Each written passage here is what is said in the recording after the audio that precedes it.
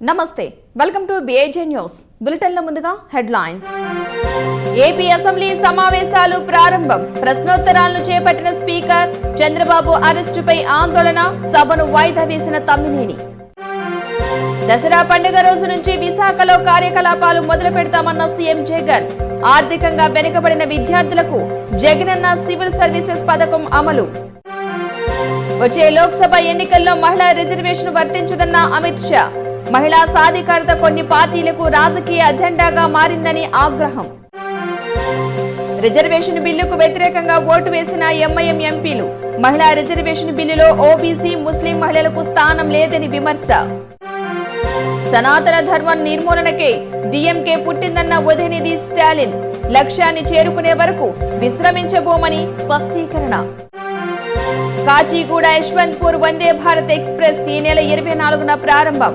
బెంగళూరు హైదరాబాద్ మధ్య పరుగులు పెట్టనున్న వందే భారత్ రైలు ఇక డీటెయిల్స్ చూస్తే ఏపీ అసెంబ్లీ సమావేశాలు ప్రారంభమయ్యాయి తొలి రోజే చంద్రబాబు అరెస్టుపై టీడీపీ వాయిదా తీర్మానం ఇచ్చింది వెంటనే చర్చ జరపాలంటూ టీడీపీ సభ్యులు స్పీకర్ పోడియంను చుట్టుముట్టి నిరసన తెలిపారు చంద్రబాబుపై అక్రమ కేసులను ఎత్తివేయాలంటూ ప్లకార్డులతో నిరసన తెలిపారు టీడీపీ సభ్యుల తీరుపై మంత్రులు ఎమ్మెల్యేలు ఆగ్రహం వ్యక్తం చేశారు టీడీపీ ఎమ్మెల్యేలు స్కిల్ డెవలప్మెంట్ స్కామ్ చంద్రబాబు అరెస్టుపై చర్చించేందుకు సిద్ధమన్నారు మంత్రి బొగ్గన రాజేంద్రనాథ్ రెడ్డి టీడీపీ సరైన ఫార్మెట్లో చర్చకు సిద్ధమన్నారు టీడీపీ సభ్యులు ఇక్కడ బల్లలు కొట్టడం కాదు దమ్ముంటే కోర్టులో బల్లలు కొట్టాలని ఎద్దేవా చేశారు కోర్టులో వారి వాదనలు వినిపించాలన్నారు టీడీపీ సభ్యులు రెచ్చగొట్టేలా ప్రవర్తిస్తున్నారని మండిపడ్డారు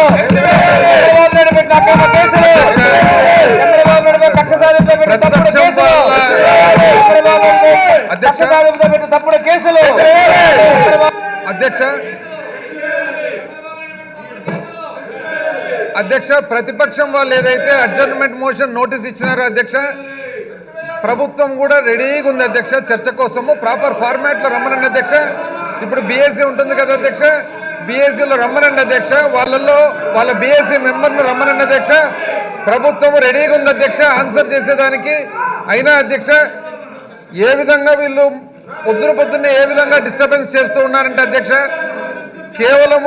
కేవలం దీన్ని మీడియాలో హైలైట్ చేయాలనే తప్ప వాళ్ళకి ఎక్కడ కూడా యాక్చువల్గా చర్చ దీని మీద జరగాలని ఉన్నట్లేదు అధ్యక్ష చర్చ జరగాలనే ఆలోచన వాళ్ళకు ఉంటే లక్షణంగా రమ్మనండి అధ్యక్ష మేము కూడా రెడీగా ఉన్నాం ఒక్క ఆ విషయమే కాకుండా అధ్యక్ష ఇంకా చాలా విషయాలు కూడా ఉన్నాయి అధ్యక్ష ప్రతి దాని మీద కూలంకుషంగా చర్చిద్దాం అధ్యక్ష వాళ్ళు కూడా వచ్చి వాళ్ళ వాదన వాళ్ళు చెప్పమనండి అధ్యక్ష ఇది అన్యాయం అధ్యక్ష ఇంతకు ముందు కూడా ప్రతి సెషన్లో పొద్దున్న అధ్యక్ష అర్థం లేని అడ్జర్న్మెంట్ మోషన్ నోటీస్ ఇవ్వడము ఆ రోజు డిస్టర్బ్ చేయడం అధ్యక్ష ఇది ఒక అలవాటు అయిపోయింది అధ్యక్ష రావడం ఒక్క నిమిషం కూడా ఆగకుండా పోడియం పైకి రావడము మరి మీ మీద కానీ ఆ చైర్ మీద కానీ ఏమాత్రం గౌరవం లేకుండా సీనియర్ మోస్ట్ మెంబర్స్ ఉన్నారు అధ్యక్ష సీనియర్ మోస్ట్ మెంబర్స్ అందరూ కూడా వాళ్ళు పేపర్లు చింపి మీదికేయడం అనేది చాలా దురదృష్టకరం అధ్యక్ష చాలా దురదృష్టకరం అయినా అధ్యక్ష ఇది వాస్తవానికి ఇది చట్టపరంగా న్యాయ విచారణ జరుగుతుంది అధ్యక్ష న్యాయ విచారణ జరుగుతున్నా కూడా మనం ప్రభుత్వం రెడీగా ఉంది అధ్యక్ష ఎందుకంటే వాళ్ళు చర్చ కోసం అడుగుతున్నారు కాబట్టి ఖచ్చితంగా చర్చిద్దాం అధ్యక్ష వాళ్ళు రమ్మనండి అధ్యక్ష వాళ్ళు ఎంత సమయం కావాలంటే అంత సమయం తీసుకోమనండి అధ్యక్ష అడిగిన దానికంటే కూడా ఎక్కువ సమయం కూడా ఇస్తాం అధ్యక్ష లక్షణంగా మాట్లాడమనండి ప్రతి దానికి అధ్యక్ష ప్రతి దానికి సమాధానం కాదు కదా ప్రభుత్వం నుంచి వచ్చే ప్రశ్నలకు వాళ్ళ దగ్గర సమాధానం ఉంటే అప్పుడు మీరు చూడండి అధ్యక్ష దయచేసి హౌస్ ఆర్డర్లో పెట్టమని కోరుతున్నాం అధ్యక్ష బీఎస్సీ ఉంటుంది అధ్యక్ష మీరు బీఎస్సీలో ఇప్పుడు రమ్మనండి అధ్యక్ష ప్రాపర్ ఫార్మాట్లో ఖచ్చితంగా చర్చకు సిద్ధంగా ఉన్నాం అధ్యక్ష ఈ క్రమంలో హిందూపురం ఎమ్మెల్యే నందమూరి బాలకృష్ణ మీసం తిప్పారు ఇక్కడ కాదు సినిమాల్లో మీసాలు తిప్పాలంటూ అంబటి బాలకృష్ణకు కౌంటర్ ఇచ్చారు దమ్ముంటే రా అంటూ సవాల్ చేశారు ఈ క్రమంలో ఇరువురి మధ్య వాగ్వాదం జరిగింది దీంతో సభలో గందరగోళం కనిపించింది వెంటనే స్పీకర్ తమ్మినేని సీతారాం సభను వాయిదా వేశారు ఈ సందర్భంగా మనవి చేస్తున్నాను వారు మా సభ్యుల్ని రెచ్చగొడుతున్నారు మీ మీద మ్యాన్ హ్యాండిల్ చేయడానికి ప్రయత్నం చేస్తున్నారు ఇది సరైన విధానం కాదు దీని వల్ల మా సభ్యులు రెచ్చిపోయే ప్రమాదం ఉన్నది తర్వాత అవాంఛనీయ సంఘటనల బాధ్యత వారే వహించవలసి ఉంటుంది ఇది గుర్తుపెట్టుకోవాలి మనం చేస్తున్నా ఆగలే సినిమా సారా బాలకృష్ణ గారి సినిమాలో చూపించమని ఇక్కడ కాదు ఆ బాలకృష్ణ గారిని సినిమాలో చూపించమండి. ఇక్కడ మీసాలు లేదు. నువ్వు దమ్ముంటారా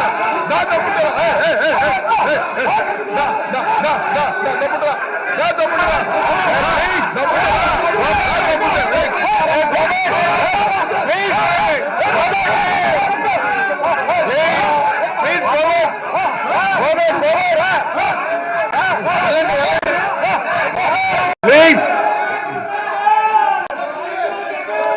కూర్చోమనండి.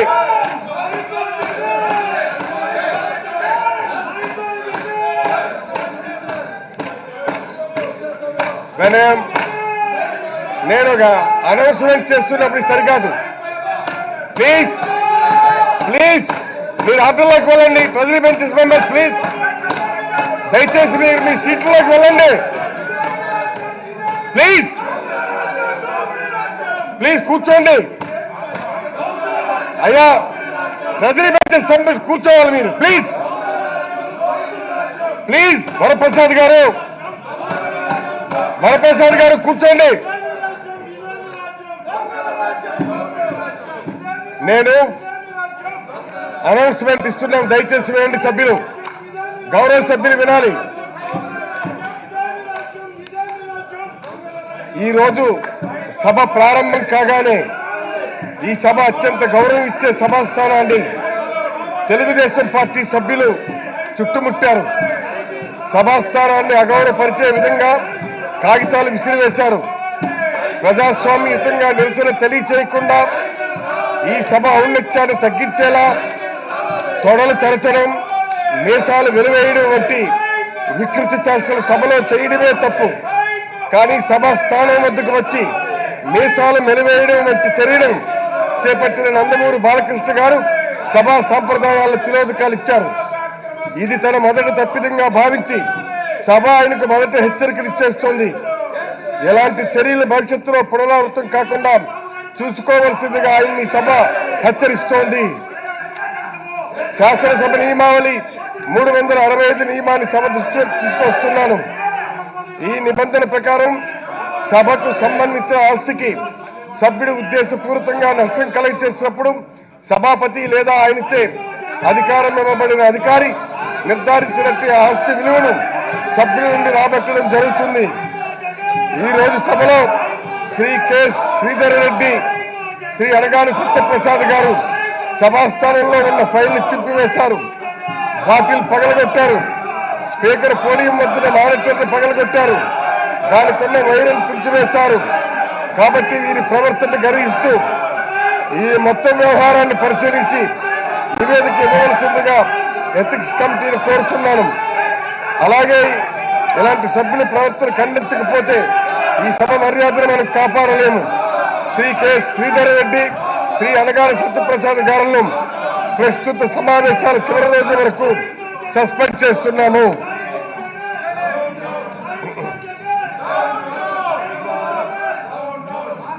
All the questions are deemed to have been answered. వాయిదా తీర్మానం. మాజీ ముఖ్యమంత్రి నారా చంద్రబాబు నాయుడు గారి అరెస్టు గురించి డాక్టర్ శ్రీ బాల వీరాంజనేయ స్వామి మరియు ఇచ్చినటువంటి వాయిదా తీర్మానాన్ని తిరస్కరించడమైనది. దసరా పండుగ రోజు నుంచి విశాఖలో కార్యకలాపాలు మొదలు పెడతామని ముఖ్యమంత్రి వైఎస్ జగన్మోహన్ రెడ్డి వెల్లడించారు. సీఎంఓ అక్కడి నుంచే విధులు నిర్వర్తిస్తుందని స్పష్టం చేశారు. సామాజికంగా ఆర్థికంగా వెనుకబడిన విద్యార్థులకు జగనన్న సివిల్స్ సర్వీసెస్ పథకం అమలు చేయాలని కేబినెట్ నిర్ణయించింది. సివిల్స్ ప్రిలిమినరీ, మెయిన్స్ పరీక్షల్లో ఉత్తీర్ణులైన వారికి ప్రోత్సాహకం అందించనున్నారు. ప్రిలిమ్స్ ఉత్తీర్ణత సాధిస్తే ₹1,00,000, మెయిన్స్ పాస్ అయితే అదనంగా మరో ₹50,000 ఆర్థిక సాయం అందించనున్నారు. ప్రభుత్వ ఉద్యోగుల కోసం సిపిఎస్ రద్దు చేసి ఆ స్థానంలో జీపీఎస్ అమలు చేయాలని మంత్రివర్గం నిర్ణయించింది. వన్ నేషన్ వన్ ఎలక్షన్ విషయంలో కేంద్ర ప్రభుత్వం తీసుకునే నిర్ణయానికి అనుగుణంగా వెళ్దామని సీఎం వ్యాఖ్యానించారు. లోక్సభలో మహిళా రిజర్వేషన్ బిల్లుపై జరిగిన చర్చలో కేంద్ర హోంశాఖ మంత్రి అమిత్ షా ప్రసంగించారు. భారత పార్లమెంటు చరిత్రలోనే ఇదొక సువర్ణాక్షరాలతో లిఖించబడుతుందని పేర్కొన్నారు. మహిళలకు రిజర్వేషన్లు కల్పించడం బీజేపీ రాజకీయ ఎజెండా కాదని తెలిపారు. అదే సమయంలో మహిళా సాధికారత అనేది కొన్ని పార్టీలకు రాజకీయ అంశమని మండిపడ్డారు. అయితే ఇప్పటికిప్పుడు ఈ మహిళా రిజర్వేషన్ల బిల్లును అమలు చేయడం సాధ్యం కాదని స్పష్టం చేశారు. 2024 సార్వత్రిక ఎన్నికలు ముగిసిన వెంటనే దీనికి సంబంధించిన ప్రక్రియ ప్రారంభమవుతోందని అమిత్ షా వెల్లడించారు. ఎన్నికల తర్వాత దేశవ్యాప్తంగా జనగణన నిర్వహించి జనాభా ఆధారంగా దేశంలో ఉన్న నియోజకవర్గాల డిలిమిటేషన్ ప్రక్రియ చేస్తామని స్పష్టం చేశారు. ఆ తర్వాతే ఈ మహిళా రిజర్వేషన్లపై ఓ క్లారిటీ వస్తుందని తెలిపారు. అందుకే 2029 ఎన్నికలకు పూర్తి స్థాయిలో ఈ మహిళా రిజర్వేషన్లు అమలవుతాయని అమిత్ షా కుండబద్దలు కొట్టినట్లుగా చెప్పారు.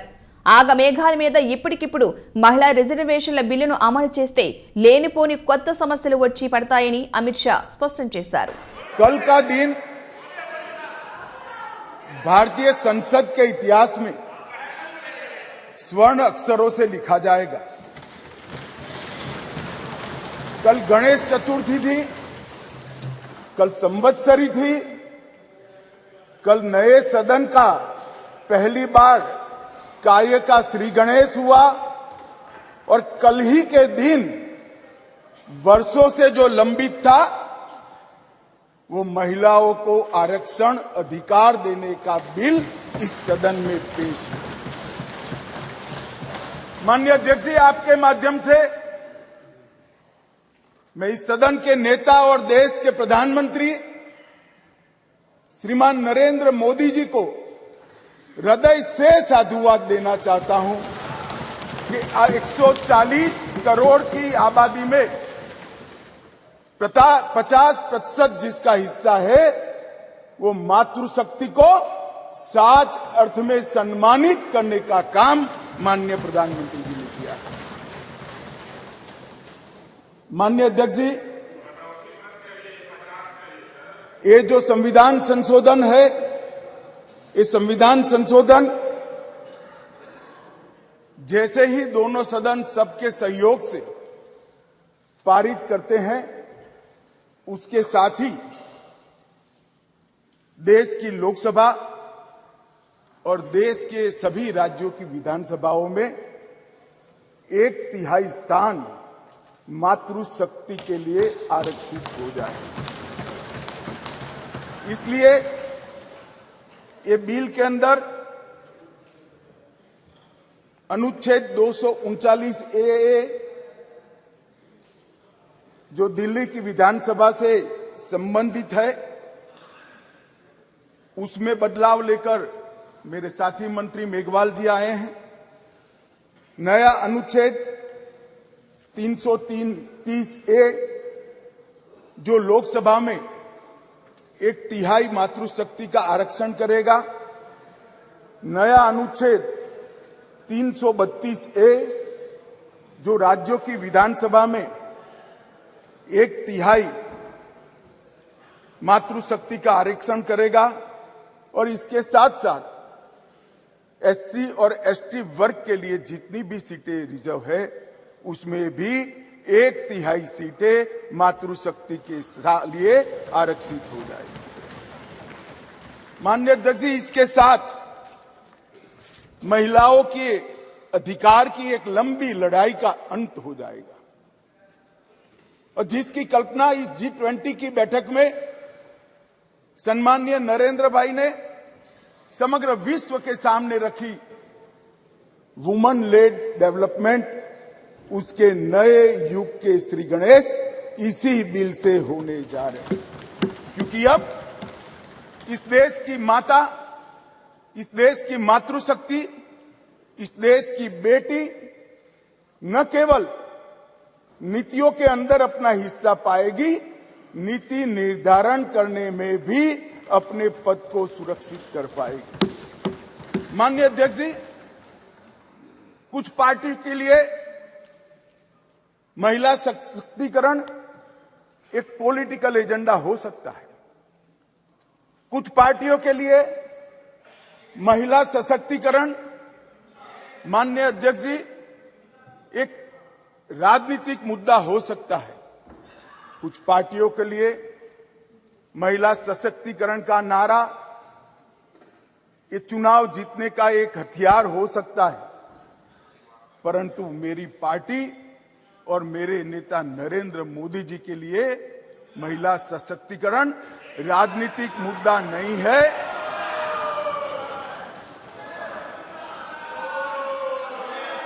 फिर से सुनिए, मेरी पार्टी और मेरे नेता नरेंद्र मोदी जी के लिए महिला सशक्तिकरण राजनीतिक मुद्दा नहीं, मान्यता का सवाल है, मान्यता का सवाल। ఎంఐఎం అధినేత అసదుద్దీన్ ఓవైసీ మరో ఎంఐఎం ఎంపీ ఇంతియాజ్ జలీల్ ఇద్దరు లోక్సభలో మహిళా రిజర్వేషన్ బిల్లుకు వ్యతిరేకంగా ఓటు వేశారు. ఈ కీలక బిల్లును వ్యతిరేకించిన ప్రతిపక్ష పార్టీల ఎంపీలు వీరిద్దరే కావడం విశేషం. దీనిపై అసదుద్దీన్ ఓవైసీ స్పందిస్తూ మహిళా రిజర్వేషన్ బిల్లులో ఓబీసీ ముస్లిం మహిళలకు స్థానం కోసం తాము పోరాడుతున్నామని పేర్కొన్నారు. భారత జనాభాలో ఓబీసీల సంఖ్య సగానికంటే ఎక్కువ, కానీ లోక్సభలో వారికున్న ప్రాతినిధ్యం కేవలం 22%. ఇక భారత జనాభాలో ముస్లిం మహిళల వాటా 7%, కానీ లోక్సభలో ముస్లిం ఎంపీలు 0.7% మంది ఉన్నారు. మరి వారికి ఎందుకు ప్రాతినిధ్యం కల్పించడం లేదని ఓవైసీ ప్రశ్నించారు. ఎవరి కోసమైతే బిల్లు తెస్తున్నారు వారికే బిల్లులో చోటు లేకపోతే ఎలా అని నిలదీశారు.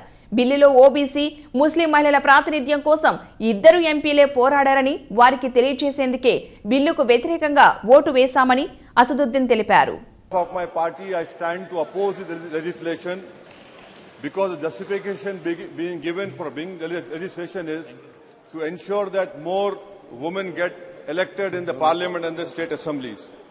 If that is the justification, why is that justification not being extended to the OBC women and to the Muslim women, sir, where the representation in this August House is minimal, very less.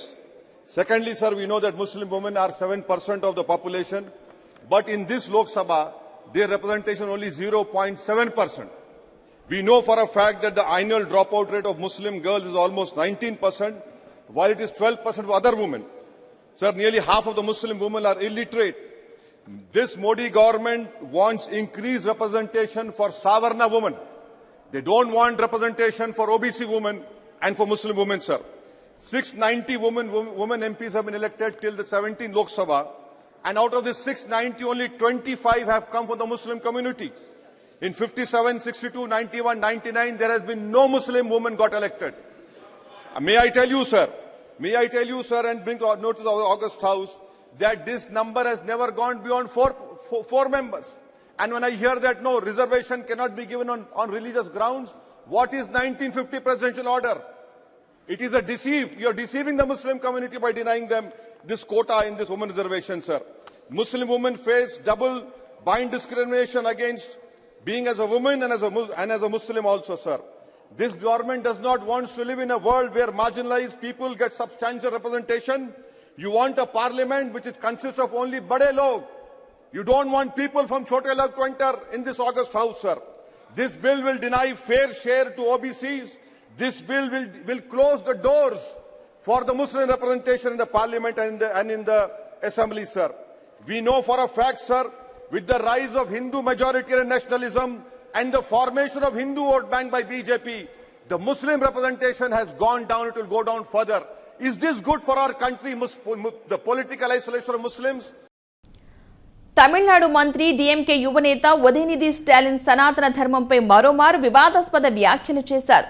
కొత్త parliament ప్రారంభోత్సవంలో రాష్ట్రపతి ముర్ముకు ఆహ్వానం దక్కలేదని ఆయన ఆరోపించారు. రాష్ట్రపతి ముర్ము గిరిజన మహిళ కావడం, ఆమె భర్త చనిపోవడమే దీనికి కారణమన్న ఆయన సనాతన ధర్మం అంటే ఇదేనని మండిపడ్డారు. 800 కోట్ల ఖర్చుతో కట్టిన నూతన పార్లమెంటు ప్రారంభోత్సవానికి తొలి పౌరురాలైన రాష్ట్రపతికి ఆహ్వానం దక్కలేదని ఉదయనిధి వ్యాఖ్యానించారు. మహిళా రిజర్వేషన్ బిల్లు లోక్సభలో ప్రవేశపెట్టిన సమయంలో హిందీ నటీనటులను ఆహ్వానించారని చెప్పారు. కానీ రాష్ట్రపతి ద్రౌపది ముర్ము మాత్రం వ్యక్తిగత కారణాల పేరిట దూరంగా ఉండిపోవాల్సి వచ్చిందని చెప్పారు. సనాతన ధర్మం ప్రభావానికి ఇలాంటి ఘటనలు సూచికలని ఉదయనిధి చెప్పుకొచ్చారు. జనాలు నా తలపై ఓ రేటు కట్టారు, కానీ నేను అలాంటి వాటిని పట్టించుకోను. సనాతన ధర్మాన్ని నిర్మూలించేందుకే డిఎంకే పుట్టిందని, మా లక్ష్యాన్ని చేరుకునే వరకు మేము విశ్రమించమని ఉదయనిధి స్పష్టం చేశారు. రైల్వే ప్రయాణికులు ఎప్పుడెప్పుడా అని ఎదురు చూస్తున్న కాచిగూడ యశ్వంతపూర్ వందే భారత్ ఎక్స్ప్రెస్ త్వరలో ప్రారంభం కానుంది. హైదరాబాద్ బెంగళూరు మధ్య పరుగులు పెట్టే ఈ రైలును ప్రధాని మోదీ ఈ నెల 24న వర్చువల్ గా పచ్చజెండా ఊపి ప్రారంభించనున్నారు.